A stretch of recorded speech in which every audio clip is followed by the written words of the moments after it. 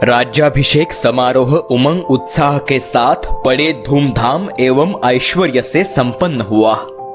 हजारों मेहमान और प्रजाजन तृप्त मन से ओतप्रोत अपने घर लौटे। रायगढ़ से भीड़भाड़ कम हो रही थी। राज्याभिषेक की भागदौड़ में भी महाराज का ध्यान आई साहेब की ओर लगा रहा। रायगढ़ की ठंडी हवा आई साहेब के लिए रास न आई। उनकी प्रकृति कमजोर होती नजर आ रही थी। इसी को लक्ष्य कर महाराज ने उनके लिए गढ़ के तल पर पाचड़ के पास वाड़ा बनवाया था। सिर्फ राज्याभिषेक हेतु उन्हें रायगढ़ पर लाया गया था। अपने क्षीण हुए आंखों से आई साहेब ने शिवबा को विष्णु रूप प्राप्त होता देखा। एक मां के लिए इससे सुखद अनुभूति क्या हो सकती थी। राज्याभिषेक समारोह के उपरांत उन्हें फिर से पाचड़ के महल में लाया गया। रायगढ़ से निकलते समय मानवगढ़ का महाद्वार उन्हें आर्त स्वर में पूछ रहा था, आई साहेब, अब फिर से आपके दर्शन कब होंगे। रायगढ़ से पाचड़ आते ही आई साहेब ने बिस्तर पकड़ लिया। महाराज का मन कातर हो उठा। उनकी आई साहेब जन्मदात्री स्वराज्य जननी आखिरी सांसें भर रही थी। 14 जून 1674 ईस्वी में आई साहेब ने अंतिम सांस ली। आप्तजनों के समक्ष स्वराज्य जननी ने रुखसत ली। आई साहेब के जाने से पूरी मराठा कौम अनाथ हुई। स्वराज्य के सपने को शिवबा और साथियों के मन में बोने वाली, स्वराज्य हेतु समय समय पर स्फूर्ति देने वाली माता अब चल बसी। आई साहेब का दहन हुआ। उसी जगह उनकी समाधि बनाई गई। रायगढ़ पर बारिश शुरू हुई। राज्याभिषेक समारोह का अपरिमित सुख और उसके ठीक 12 दिन बाद आई साहेब के परलोक सिधारने का दुख। सुख दुख की इस खेल में स्वराज्य कार्य की जिम्मेदारी से मुंह मोड़ा न जा सकता था। महाराज का राज्याभिषेक होना उनके शत्रुओं को खटक रहा था। महाराज ने सूरत के मोगली सूबेदार से सालाना 9 लाख रुपए खंडनी की मांग की और खत से बात बनती न देख बारिश खत्म होते ही मुहिम मुकर्रर की।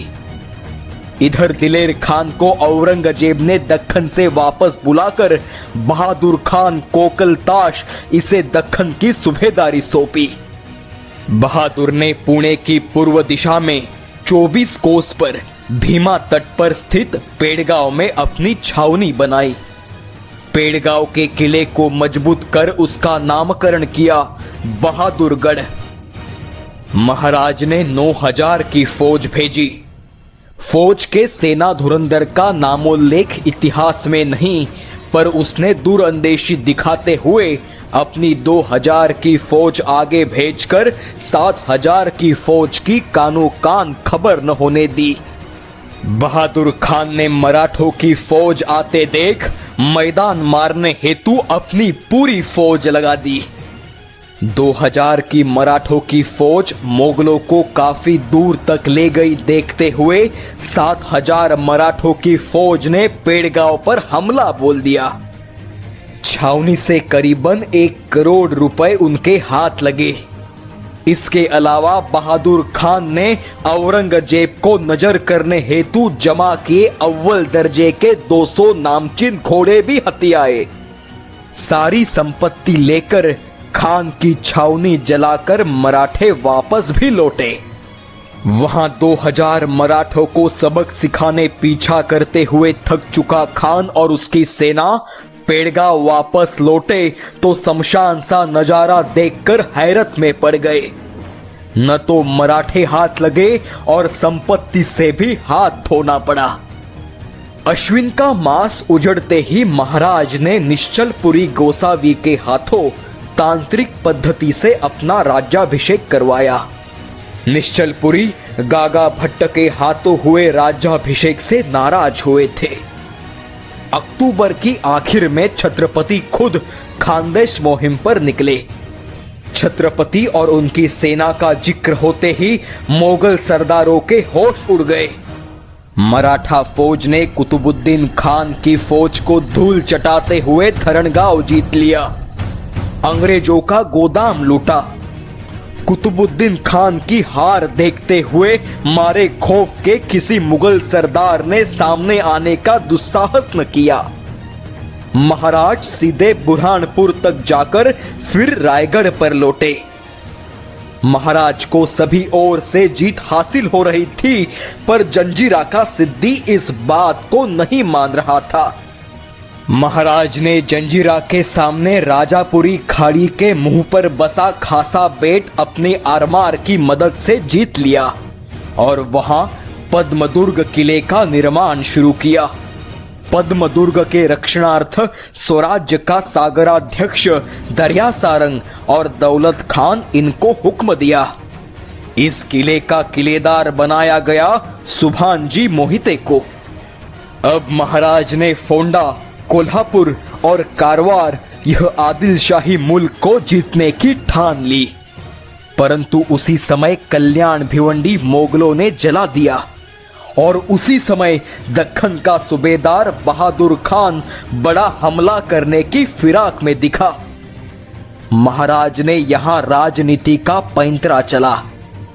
उन्होंने बहादुर खान के सामने सुलह की पेशकश की।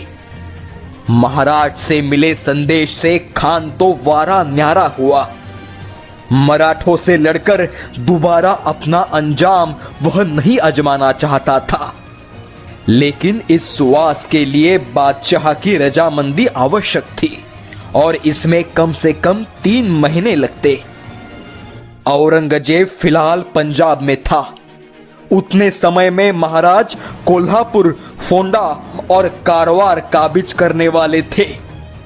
3 महीने बहादुर खान भी चुप बैठेगा और मराठा मोगल दोस्ती से आदिल शाही पर खासा असर होगा, यही सोचकर महाराज ने यह चाल चली थी। फिर योजना अनुरूप मराठों ने कोल्हापुर जीता। मराठों ने बड़ी शूरता का परिचय देते हुए फोंडा भी जीत लिया। शूर आदिल शाही सरदार मोहम्मद खान को कैद किया और किले पर धर्माजी नागनाथ को किलेदार बनाया। 18 मई 1675 ईस्वी में महाराज ने अकोला, कादरा और खुद कारवार को जीत लिया। दक्षिण मुहिम पूरी कर महाराज 15 जून 1675 ईस्वी को रायगढ़ पर लौट आए। इसी समय महाराज ने बहादुर खान को भेजी सुलह के प्रस्ताव को औरंगजेब ने मंजूरी दी। शिवाजी को आखिर दिल्ली के सामने घुटने टेकने ही पड़े।